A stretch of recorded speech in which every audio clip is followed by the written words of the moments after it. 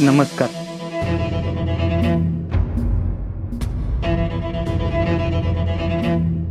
येऊ का? हे तू कशाला आला रे इथं? हो फौजी चिडू नका. ए पहिले बाहेर उचल. अहो फौजी माफी मागायला आलोय.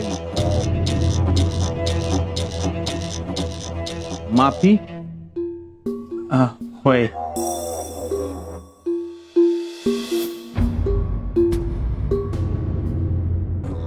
शीतल आम्हाला माफ करा.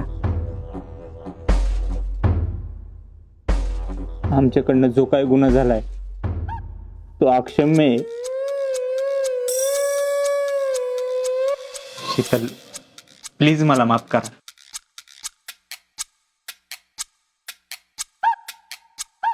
ए तुझी नाटकं बाहेर जाऊन करायची. चल बाजूला. फौजी आहो राग राग करू नका. मी काय म्हणतो ऐकून तर घ्या. ए तुझं काय ऐकायचं नाही सांगितलं ना. चल बाय. अहो त्यांना बोलू तर द्या की. अहो मग मी काय ऐकायचं याचं? तुला खरं बोलायला येत असेल तर ऐकावं ना.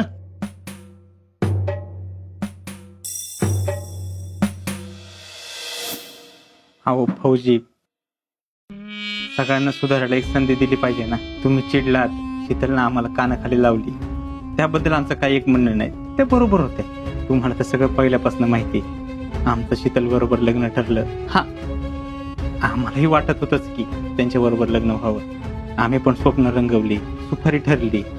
पण एक दिवस अचानक असं कळतं सगळ्या गावातल्या लोकांसमोर हे आमचं लग्न नाही होऊ शकत. तरी मी शांत होतो. त्यांना लग्न करायचं नव्हतं, त्यांनी आधीच सांगायचं होतं ना.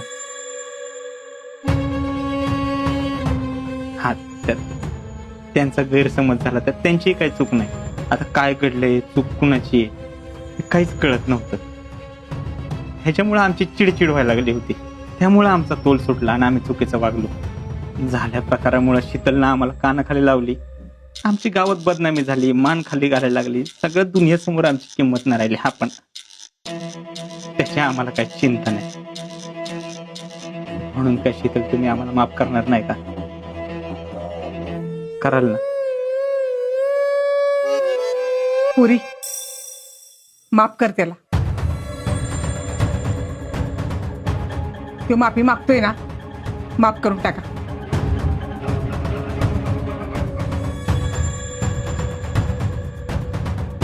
शीतल प्लीज मनापासून हार्टली सांगतो, प्लीज मला माफ करा.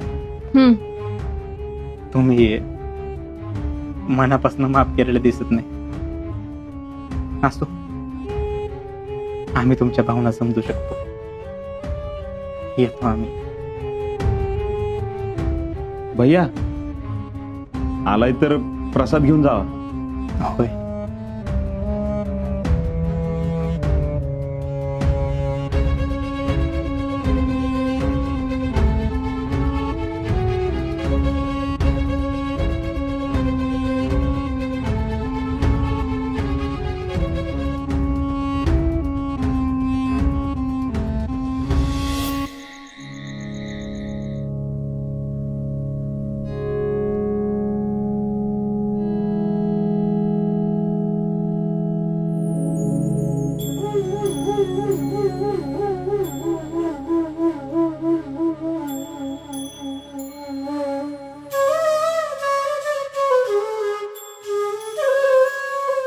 जेव बर.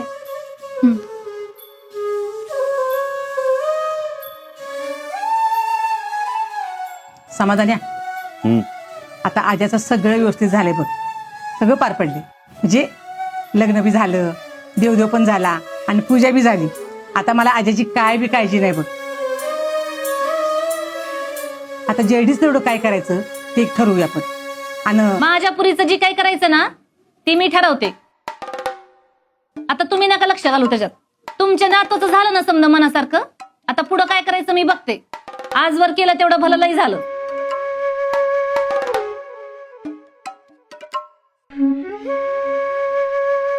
काय जेवण चाललंय वय? हो रावल्या, ये की रे जेवायला. जेवा जेवा, सावकाश होऊन दे. काय रे?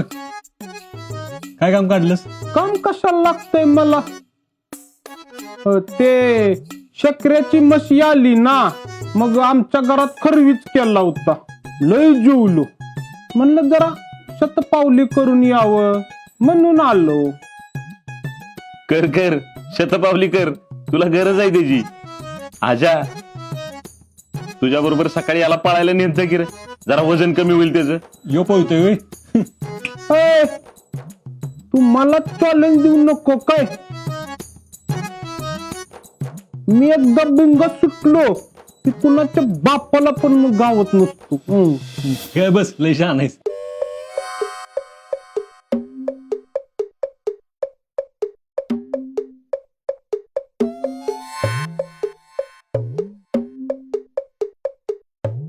अय्या! उंदीर! अरे कुठे आहे? अहो, ही काय आतमध्ये गेलाय. अहो, एवढा मोठा आहे मामी. लय मोठा. थांबा की, दुसरा पण हात पुढं करतोय की मी. एवढा मोठा. बया, माझं बचत गटाचं सामान समजा आतमध्येच आहे. अयो, मामी मी बघतो जाणार. अरे तू कुठं, तू बस. म्हणजे नव्या नवऱ्यानं असं भरल्या ताटावरनं उठायचं नसतं ना. हे असं काही नसते गप. ए, तसंच असतंय. अरे गप रे. ऐ, अरे बरं दिसल का असं? मी ऐकती, मी कशाला आहे? मी करतो त्या उंदराला हँडलिंग. तुला काय नाही जमायचं, गपच जरा. ए, तुला माहित आहे ना माझ्या जवळ किती कॉन्फिडन्स आहे ती. जिजे सांग जरा याला. ए आजा, जाऊ दे, तू बघतोय नका. गप जेवा तुम्ही. राहुल्या, जा बाबा, पकड लवकर त्या उंदराला. हा हा, ठीक काय, चाललोच की मी. आस्क्या, पिशवी घेऊन या रा. राहुल्या, तू आशक्या कसं काय पटाक दिशी? हं?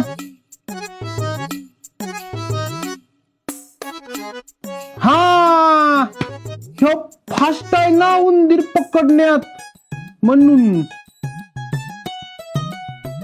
आणि अशोक, पिशवीत काय रे? ते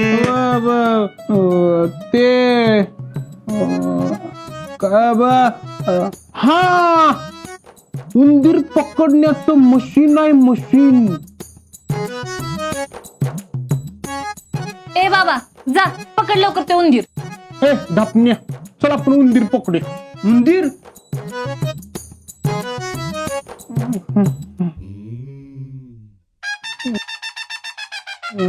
हा, उंदीरच की. हो, चल. अरे पण राहुल्या, अशक्या, आता काय बोलू नको, न थोबड फोडीन. म्हणजे दंगा केला तर उंदीर पळून जाईल ना. एक शब्द सुद्धा बोलू नको. चल.